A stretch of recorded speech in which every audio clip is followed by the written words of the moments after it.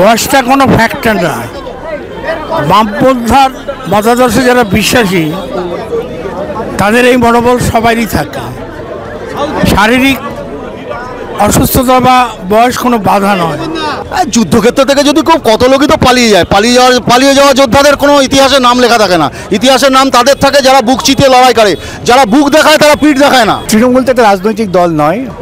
তৃণমূল হচ্ছে একটা ক্লাব জাতীয় সংগঠন, ব্যক্তি পরিবার সংগঠন, এবং এই তৃণমূল দলটা পরিচালিত হয় আরএসএসের যে কর্মসূচি ঢেউয়ের পক্ষে তারা চলছে। যিনি যুবরাজ বলে নিজেকে দাবি করেন তার পার্লামেন্টে উপস্থিতির শতাংশ 30-এর নিচে। এটা পার্লামেন্টে যায় মানুষের কথা বলে নাকি নিজেদের কথা বলে না কি করে বোঝাই যায় না। ঢেউয়ের পক্ষে চলা খুব সহজ, তাই তারা ভাবছেন যে প্রার্থীর চেঞ্জ করে তারা হয়তো ঢেউয়ের ধাক্কাতেই জিতে যাবেন।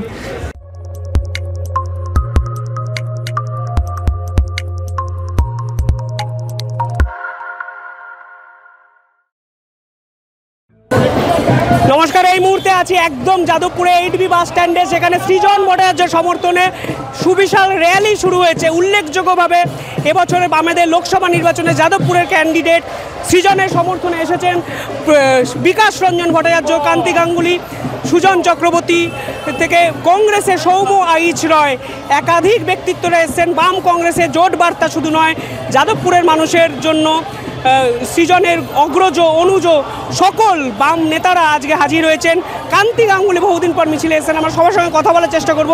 তার আগে এই মিছিলের ব্যাপ্তি, মিছিলে এত তরুণ প্রজন্মের ভিড় এবং একই সঙ্গে প্রবীণদের ভিড় এই মিছিলকে একটা উল্লেখযোগ্য মাত্রা দিয়েছে বলে মনে করছেন মানুষ। এখানে বলছেন সায়নী ঘোষের সঙ্গে সৃজনের যে ডুয়েল, কার্যত সৃজন ইতিমধ্যে সায়নীকে প্রচারে অন্তত এক ধাপ এগিয়ে গেছেন। অন্তত এই মিছিলের পর যাদবপুরের মানুষ সেরকমই বলছেন। এই মিছিলের ব্যাপ্তি কোথায় গিয়ে শেষ আমরা সত্যিই জানি না। দাদা, সৃজনের সমর্থনে মিছিলে হাঁটছেন, এখনও মিছিলে হাঁটার এনার্জি কোথা থেকে পান এবং কিভাবে দেখছেন যাদবপুরটা? মিছিলে হাঁটার এনার্জিটা কোথা দিয়ে পান এবং এখনও যাদবপুরটা কিভাবে দেখছেন এবার? বয়সটা কোনো ফ্যাক্টর নয়। বামপন্থার মতাদর্শে যারা বিশ্বাসী তাদের এই মনোবল সবারই থাকে। শারীরিক অসুস্থতা বা বয়স কোনো বাধা নয়। না, আপনি এই বয়সে সুন্দরবনে ছুটে যাচ্ছেন, এই বয়সে মিছিলে যাচ্ছেন, এখনও মানুষের কেন্দ্রবিন্দুতে আপনি। বামপন্থার মতাদর্শই তো জীবন শক্তি। এই যাদবপুরটাকে আপনি কিভাবে দেখেন? যাদবপুরে একসময় বুদ্ধবাবু প্রার্থী হয়েছিলেন, তারপর বিকাশবাবু হয়েছিলেন। যাদবপুরটাকে কিভাবে দেখেন? বামপন্থী আন্দোলনের আতুর ঘর। এখন মানুষের পারসেপশনটা চেঞ্জ হয়ে গেছে। তৃণমূল এবং বিজেপি সম্পর্কে মানুষ বীতশ্রদ্ধ। দাদা, সৃজন ভট্টাচার্যের সমর্থনে আজকে মিছিলে এসেছেন বাম কংগ্রেস জোটের বার্তা দিতে। 1 নম্বর জোট নিয়ে অনেক প্রশ্নচিহ্ন ছিল, শেষ অবধি নওশাদ বেরিয়ে গেছে জোট নিয়ে। কি এক্সপেক্ট করছেন যাদবপুরে? যাদবপুরে অভাবনীয় ফল করবে এবং জিতবে, সৃজন জিতবে। কারণ আমি ওর সাথে প্রতিদিন তো রাস্তায় আছি, মানুষের অভিব্যক্তি দেখতে পাচ্ছি। মানুষ এই অসহায় যন্ত্রণা থেকে মুক্তি চাইছে। মুক্তি দিতে পারে সৃজনরাই, মুক্তি দিতে পারবে। আগামী দিন সৃজনদের, বাংলার ভবিষ্যৎ সৃজনদের হাতে। সময়ের দাবি সৃজনদের সঙ্গে, তাই পথেই পথ দেখাবে। ওদের পাশে দাঁড়ানোটা আমাদের নৈতিক কর্তব্য। লড়াই চলবে, যে যেখানে শক্তিশালী। এই ফ্যাসিস্ট বিজেপি আর তার দোষর তৃণমূলকে পরাজিত করতে যে যেখানে শক্তিশালী সবার সঙ্গে লড়াই চলবে, একসঙ্গে করব। দাদা, সৃজনের সমর্থনে মিছিলে হাঁটছেন, যাদবপুর আপনারও কেন্দ্র। নস্টালজিক লাগে মিছিলে হাঁটলে, এবং আপনি তো জিততে পারেননি, স্বাভাবিকভাবে খারাপ লাগা কি কাজ করে যখন আসেন এই মিছিলে? হার জিত আমাকে খুব একটা স্পর্শ করেনি, করেও না। কিন্তু মানুষের সঙ্গে যখন মিছিলে হাঁটি, যাদবপুরে তো আমি প্রচুর মিছিল হেঁটেছি, নির্বাচনে প্রার্থী হওয়ার আগেও হেঁটেছি অনেক মিছিলে। স্বভাবতই যাদবপুরের যে একটা সংগ্রামী ঐতিহ্য আছে, সেই ঐতিহ্যটা শুধুমাত্র ওই নির্বাচনে জেতা বা হারার ওপর নির্ভর করে না। সেই সংগ্রামী ঐতিহ্যের ধারা ধরেই এখানে যখনই কোনো মিছিল হয়, তার মিছিলে একটা অন্যতম প্রেরণা থাকে। আজকে যখন বললো সৃজনের মিছিল, এলাম, ভালো লাগছে, অংশগ্রহণ করছি। হয়তো দীর্ঘক্ষণ থাকতে পারবো না, কিন্তু তথাপি এই অংশগ্রহণটাই আমার পক্ষেও খুব ভালো লাগা। এবং কত পুরনো কমিটির সঙ্গে দেখা হচ্ছে, তারা আসছে, কথা বলছে। প্রথম মিছিলে হাঁটা কবে? আমার প্রথম মিছিলে হাঁটা তখন তো আমার 15 বছর বয়স, আজকে নাকি। না মানে যখন ভোটে লড়ছেন, অ্যাক্টিভ পলিটিক্সটা করছেন, তারপরে 15 বছর থেকেই কালীঘাটে আমি যখন রাজনীতি শুরু করি তখন আমার বয়স ওই 15-16। তখন মিছিল একটা সময় ছিল আমি 5 জনকে নিয়ে স্কোয়াড করতাম। পাড়ার লোকেরা সব বলতে কি পাগল হয়ে গেছিস, 5 জনকে নিয়েই করব। জরুরি অবস্থার সময় আমি এমোর থেকে ওমর দৌড়ে দৌড়ে স্ট্রিট কর্নার করতাম। পরে আমাকে থানার ওসি বলেছিল এত তাড়াতাড়ি কোথায় পালিয়ে যাও। আমি হয়তো হাজিরা মোড়ে স্ট্রিট কর্নার করছি, কেউ বললে পুলিশ আসছে, ওখান থেকে চলে গেলাম হকার্স কর্নারে, সেখানে স্ট্রিট কর্নার করছি। ওরা পাগল হয়ে যেত আমার জন্য।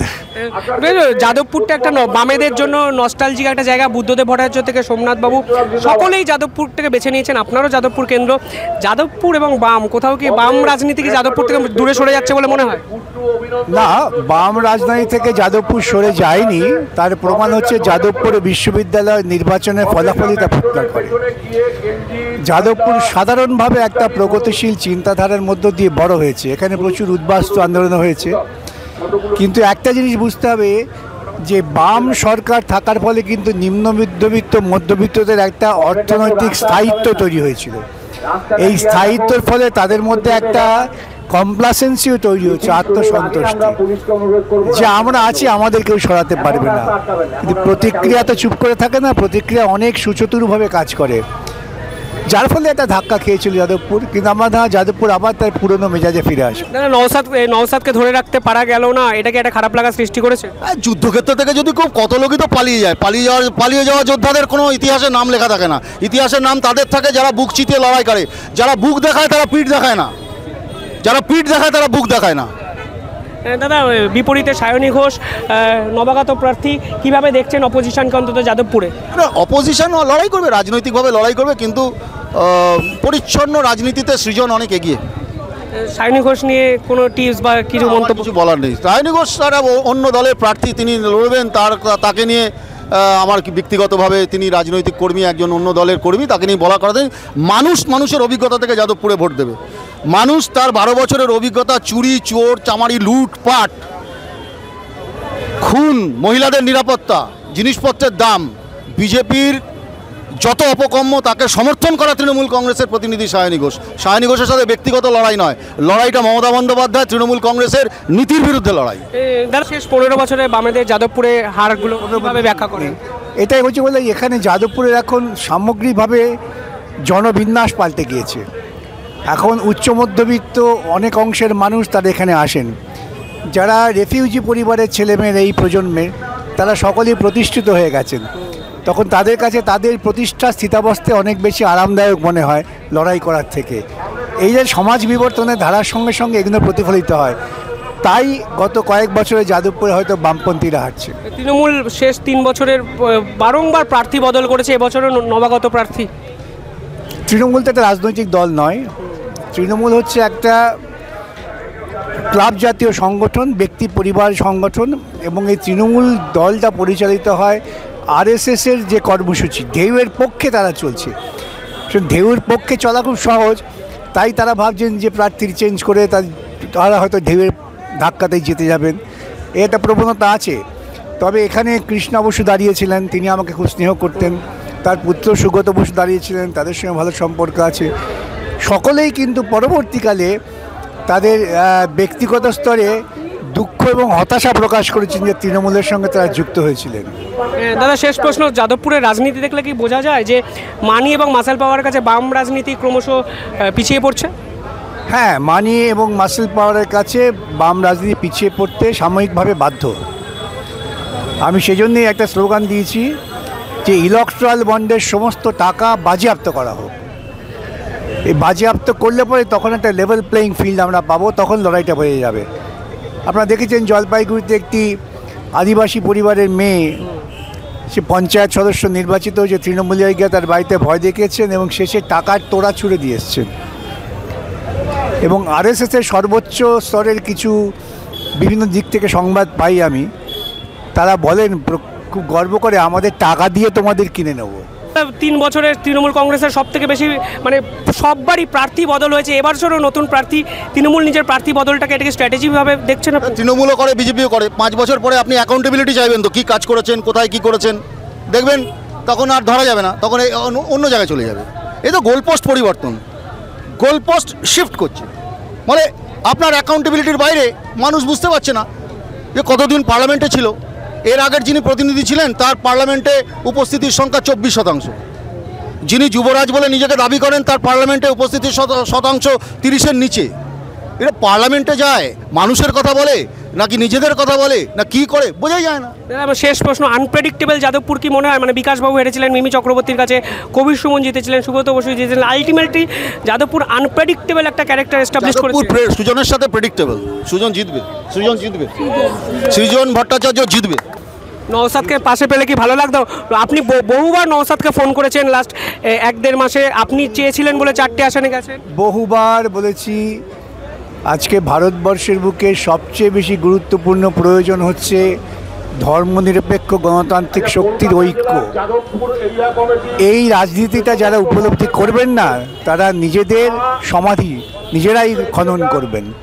দুর্ভাগ্যজনকভাবে আইএসএফ, যাকে আমরা একটা ধর্মনিরপেক্ষ শক্তি বলে ভেবেছিলাম এবং এখনও মনে করি আমি আইএসএফ ধর্মনিরপেক্ষ, কিন্তু তাদের এই যে রাজনৈতিক পরামর্শদাতারা তারা মনে করেছেন স্বাধীনভাবে লড়বেন এবং তার যে প্রকৃতপক্ষে ফল হচ্ছে ধর্মনিরপেক্ষ শক্তির ক্ষতি, এটা বুঝলেন না। আমি দেখুন, নির্বাচন তো একটা সংগ্রাম, এই সংগ্রামে এই ধারাবাহিক লড়াইটাই আত্মবিশ্বাসের ব্যাপার। ভোটের ফল কী হতো ভেবে লাভ নেই।